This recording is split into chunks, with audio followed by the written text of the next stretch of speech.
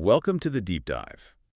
This is where we take a whole stack of sources, pull out the key knowledge you need, and hopefully give you that edge of being, well, instantly up to speed.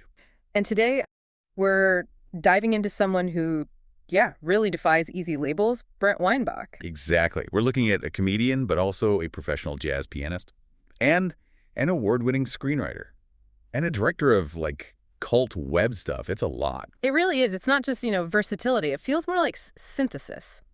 The sources we've got lay out this incredibly varied path. Live shows, music analysis, digital media. And how it all connects, that's the fascinating bit, how these threads weave together. Yeah.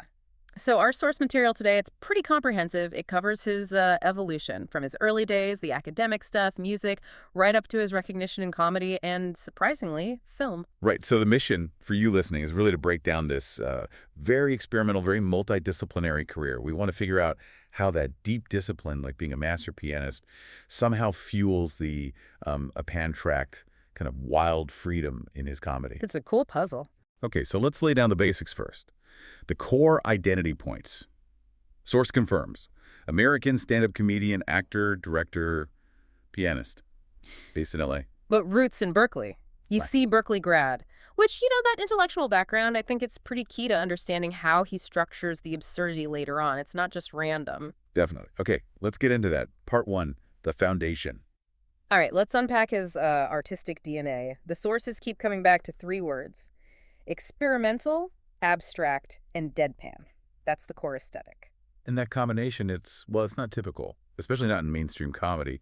Deadpan usually goes with, observational stuff. Oh, right? for grounded things. Yeah, or social commentary.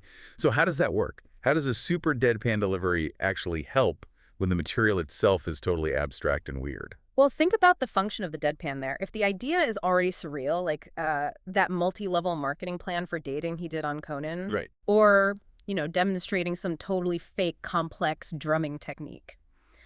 The deadpan delivery, that complete seriousness, it kind of has to anchor it. Otherwise, it just floats away. It's control. The ideas are way out there, makes the audience go, wait, what? Is this serious? But the delivery, super controlled. No winking. Exactly. He commits fully to the premise, no matter how absurd. And that commitment, that's what takes it from just, being weird to being something more like conceptual art. And that control, that discipline. It seems like it leads right back to his background, doesn't it? This style wasn't just cooked up out of nowhere. No, absolutely not. It feels like it grew out of some real structure, some rigor. Totally. Connecting the dots. We mentioned UC Berkeley. That points to, intellectual curiosity, analytical thinking. But maybe even more revealing are those jobs he had before comedy took over full-time. He was a professional jazz pianist. And, this one's kind of surprising, a substitute teacher. Okay, let's pause on the jazz pianist thing, because I feel like that's huge for his comedy structure. Jazz requires insane technical skill, right? Rhythm, structure, theory. Oh, completely. You have to master all the rules, scales, harmony, just perfectly. So you can then break them convincingly. Yeah. Improvise. Exactly. And that discipline, you can almost map it onto his comedic timing. For him, a joke isn't just set-up punchline. It feels more composed, like music. Think about tempo, cadence. And silence. The pauses. Yes, silence. The rest in music. It builds tension, anticipation. And in deadpan comedy, that long pause before the final weird line, that's everything. It stops it from just being noise. He uses silence like negative space in art. Makes the words hit harder. And improvisation, too. Central to jazz, central to stand-up. You follow the moment, you pivot, but you keep the structure intact while exploring something new. That training in structured improv. Priceless. Okay, then the substitute teacher part. Seems like a total left turn, but maybe not. Well, think about it. It's like an observation lab and crowd control boot camp rolled into one. Huh? Yeah, okay. Seriously. Subs have to think fast, engage the room immediately, and teenagers. Toughest crowd. Cynical. Plus, you're just constantly observing human behavior, little awkward moments, bureaucratic stuff. Which he then twists into his abstract concepts, takes the mundane and makes it bizarre. Precisely. We should also mention, just for context, his identity. Sources note he's half Filipino and half Jewish. And creativity seems to run in the family. His sister, Laura Weinbach, she's in that band Foxtails Brigade. Oh, right. And her husband, his brother-in-law, Anton Patzner. So there's this, lineage of artistry there. Music, performance, It's in the blood, maybe. Okay, so when we talk about Brent Weinbach getting recognized, there's one award we absolutely have to start with. It feels like it defines his whole approach. Yeah. The Andy Kaufman Award. Yes, this is so important because the Kaufman Award, it's not about, selling out arenas or being super mainstream. No. It's about intellectual integrity, conceptual stuff. The source says it flat out. It recognizes innovation in stand-up comedy. So what does winning that actually mean for him? For you, the listener, think about it. It means the comedy world, or at least a significant part of it, values him for pushing boundaries, for the ideas. Yeah, not just for, the laugh per minute ratio. It puts him in that Kaufman lineage. Artists who messed with the form itself, blurred the lines between performance and reality. Kaufman often made people feel uncomfortable, confused, not just amused. Right. Traditional stand-up wants the laugh. Kaufman-style comedy often aims for something else using the stand-up format, and Weinbach somehow does that while still being genuinely funny. It's a tricky balance. So he's seen as this, conceptual architect in comedy, building weird structures instead of just telling jokes. But if his stuff is so out there, how does he do in, normal competitive settings? That's the interesting thing. He's got the conceptual chops, but he also proved he could deliver in the traditional arenas. He was a finalist in the 2008 San Francisco comedy competition. Which is notoriously difficult. You need consistency. You need to connect with maybe resistant crowds. Exactly. The fact that his abstract style worked there shows that the underlying craft, the timing, the discipline we talked about, it's solid. It makes the weirdness land. He connects while challenging expectations. Okay, so that skill lets his unique style travel. He wasn't just stuck in one niche scene. No, definitely toured quite a bit. The sources list appearances at major festivals, Coachella, SF Sketchfest, Bumbershoot, just for laughs. Coachella's interesting. Huge, diverse crowd. Means his kind of different voice was seen as essential to that modern festival mix. People wanted something unexpected. And this is where it gets really fascinating, the bridge to the mainstream. Even with this commitment to the experimental, he got significant exposure. Yeah, he brought the abstract stuff to late-night TV, appeared on Lopez Tonight, and notably Conan. And that Conan set title you mentioned earlier, The Way to a Man's Heart, is through my multi-level marketing plan. That's just peak Weinbach, taking dry corporate language. We're applying it to something intimate and absurd like dating. The deadpan just sells the ridiculousness of pitching romance like Amway. That blend, mundane commercial speak, meets high-concept surrealism. That's his zone. And even before the internet really blew up for comics, he was part of that whole Comedians of Comedy tour group. Right. That was huge for defining alternative comedy in the 2000s. Put him right alongside others who were finding humor outside the standard club formula, cemented his place as an innovator. Okay, so if the stage is where he refined the timing, the internet feels like where he built these lasting weird little worlds and characters.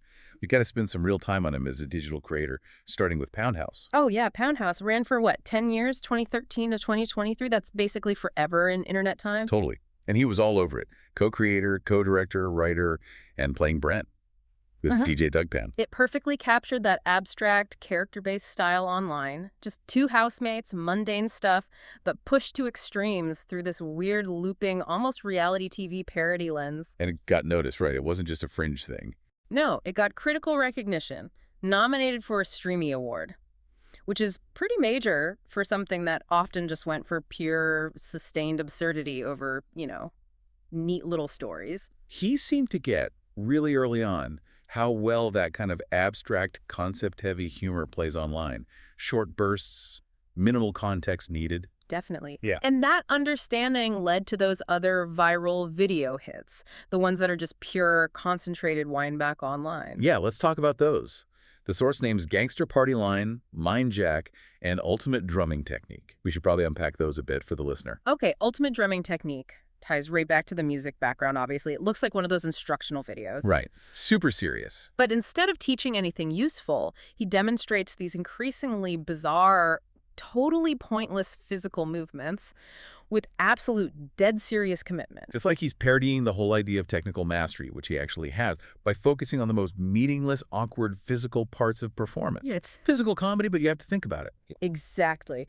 And then Gangster Party Line. What a concept. Yeah. It mashes up that hyper-stylized language from gangster movies or rap, really specific slang and tone. With the most boring, mundane thing possible. Like a phone chat line or a customer service call center script. The clash is the joke. Taking a dramatic trope and forcing it into this rigid administrative box, these videos weren't really about setup punchline laughs, more like creating this little intellectual, moment that makes you want to share it. That success with short-form conceptual stuff online definitely led to writing gigs in traditional media, but ones that fit his style. Like he wrote for the Eric Andre show in 2015. Which makes total sense. Another show built on surreal, confrontational, structured chaos. If you can write for Poundhouse and Eric Andre, you've mastered a certain kind of controlled absurdity. But he didn't just stay with sketches and digital shorts.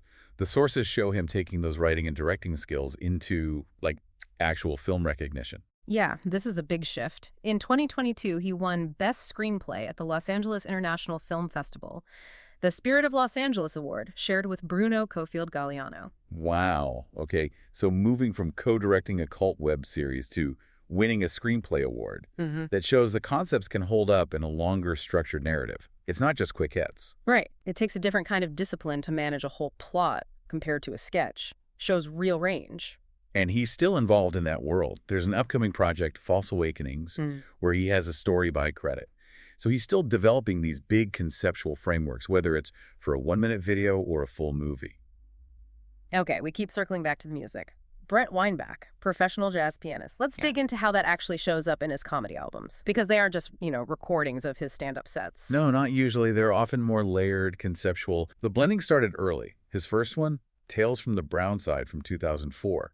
The source mentions it was specifically inspired by Joe Frank. Ah, Joe Frank. Okay, for listeners who might not know him, legendary radio guy.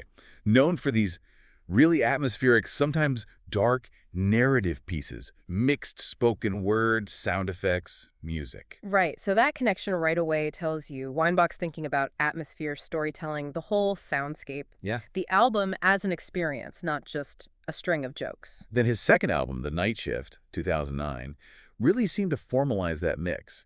The source says it's a blend of live comedy, studio recordings, and original music. Yeah, the music isn't just background filler, it's part of the composition. Setting a mood, maybe playing against the spoken words. It sounds like he's using sound design and music as extra tools in his comedy toolkit, like rhythm and melody, creating tension and release alongside the words. Totally, and you see that continue in later albums too, like Mostly Live 2012, and the title of Appealing to the Mainstream 2017 feels like classic Weinbach commentary. Yeah. And then there's the curveball, the one only a skilled pianist with his specific sense of humor could throw, the 2017 album Christmas Piano. It's just perfect. Such a great piece of comedic juxtaposition. Because on the surface, it's totally straight. A talented musician playing Christmas standards.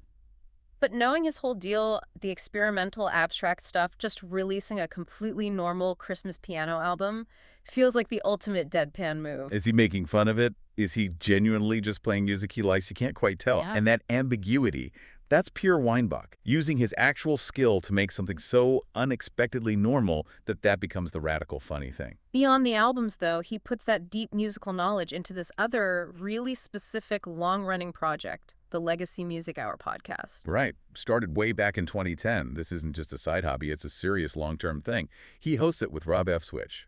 And the topic is super niche. Retro video game music, specifically 80s and 90s stuff. NES, SNES, Genesis. But it's not just nostalgia, is it? He's actually analyzing this music, applying real music theory, harmony, structure, orchestration to chiptunes. Exactly, which is fascinating because, people often dismiss that stuff as just bleeps and bloops. But he's talking about composers working under extreme limitations, only a few sound channels on an NES, right? Yeah. So they had to be incredibly clever. Weinbach gives that ingenuity serious, informed analysis like you'd hear for classical music or jazz. He treats the loops, the melodies, the counterpoint as real compositional choices. It's like another extension of his identity. The technical musician who thinks all music is worth deep study, no matter where it comes from. And that podcast has found its audience. It's a fixture. The source mentions crossovers with other pods like Laser Time. Yeah. Shows he can build a community around this very specific passion, connecting music theory, nostalgia, and gaming. Okay, let's switch gears slightly to Weinbach the actor. His own stuff is very self-driven, obviously. But how do other directors use his unique, controlled vibe? Started small, looks like. A waiter in Medicine for Melancholy back in 2008. Yeah, a small start, but it opened the door to this really varied mix of guest spots. And looking at the specific roles, you can really see how casting directors deploy that deadpan, slightly off energy he has. Like, okay, in 2013, he's Greg in an episode of The Middle, which is, a pretty standard network family sitcom. Yeah. Very different world from abstract comedy. Right. But casting him, even in a small role like that, adds this little touch of unexpectedness. His presence, even when controlled, just feels a bit different. Makes the character memorable. You see him fitting right into those cable comedies that really lean into absurdity. Like Corporate in 2018. He played Walter in the Casual Friday episode. And Corporate's whole thing is satirizing office weirdness, right? So his kind of controlled, cynical deadpan is a perfect match for that show's tone. And he was definitely part of that whole alternative comedy TV scene that embraced the weird. Oh, yeah. Multiple spots on Comedy Bang Bang between 2013 and 15. Played two different characters, Mailman and Carlos Mencia. Comedy Bang Bang is all about improv and characters pushed to the max. So, yeah, natural place for him. And working with Tim and Eric, he was Brett, young intern, in that Tim and Eric's Bedtime Stories episode, The Endorsement, in 2014. Being in their world basically confirms you're the go-to person when a scene needs perfectly delivered, slightly uncomfortable, controlled weirdness. He also did a few episodes of another period in 2015 as Scoops LaPoo. He seems to get cast as characters with amazing names. Yeah, that helps. But it's not just live action. His voice is distinctive, too, and he's used it in animation. Right, the source lists voice work. He was bass, drum, and other voices on Adventure Time in 2015. Also did voices for Clarence in 2017, and more recently, Lee in an episode of Close Enough called Golden Gamer in 2020. Golden Gamer. Yeah. Okay, that brings us back again to his connection to gaming culture, which we talk about with the Legacy Music Hour. It's not just the podcast. No, it seems really authentic, and he brings his comedy persona into that world, too. He's done guest spots on Game Grumps, the huge web series. Yeah, what did he do there? Well, back in 2016, he was on, providing this very Weinbach-esque commentary over an old game called Time Lord. Just a perfect mix of gaming knowledge and abstract riffing. And it wasn't a one-off thing. Apparently not. The sources show him appearing again in 2025, playing Gekibo, Gekisha Boy, which, coming back almost a decade later, it shows his presence in that digital gaming space is real and lasting. It's a continuous thread. #HowTech_outro. Wow, okay, pulling back, trying to wrap our heads around all this. What we've got is this picture of an artist who just fluidly moves between totally different worlds. Jazz piano, 8-bit music, stand-up stages, feature film writing. Yeah, but while pivoting across all those media, he stays laser focused on this really specific, singular, abstract kind of vision. It's impressive. The main threads seem clear. That foundation of discipline, the pianist, the Berkeley grad, then the commitment to experimental deadpan comedy, getting the nod from the Kaufman Award. And then seeing how that conceptual strength translates into directing and writing, getting web series nominated, winning screenplay awards. While also maintaining these deep dives into niche passions like the video game music podcast and staying connected to those cult digital communities like Game Grumps and Poundhouse. It's a lot to balance. So what here for you, the listener? It's really about innovation through maybe controlled abstraction. He's like a model for a certain kind of modern artist. Doesn't stick to one box, one genre. Yeah. He uses all the channels available, live shows, web stuff, podcasts, film, whatever fits, to get this unique vision out there. And he shows how mastering something really specific and technical, like music theory or joke timing, can actually unlock the most abstract kinds of creative freedom. Knowing the rules lets you break them effectively. Right. Which leads us to that final thought to chew on, something connecting his path to maybe your own professional life. How does that intense, maybe even rigid discipline you need to master something like jazz piano? How does that same discipline fuel the absolute abstract freedom you need for award-winning experimental comedy? Yeah, what can you learn from that about blending your own skills? Maybe skills that seem contradictory, the structured stuff and the wild ideas. How do you mix those to do something genuinely new and versatile? Something to think about. We'll leave it there for this deep dive.